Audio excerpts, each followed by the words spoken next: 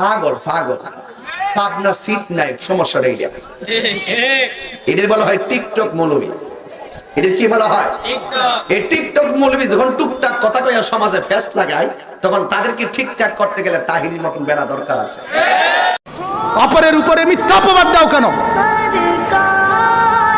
কেন বলো মিথ্যা কথা? এখন বুঝায় কও।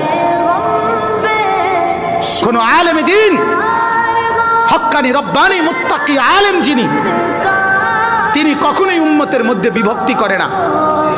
আর যদি কেউ বিভক্তি করে, আপনি খুঁজে দেখেন তার ইলমে, আমলে, তাকওয়াতে অবশ্যই কোনো না কোনো সমস্যা আছে।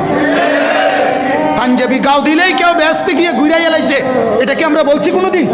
কথা বলেন না। আর হুজুর মানে বেহেশতি, দুই এক বেলা হয়তো দুপুরের বাদ বেহেশতে খায় আর রাইতে এলাকাত খায় নাকি?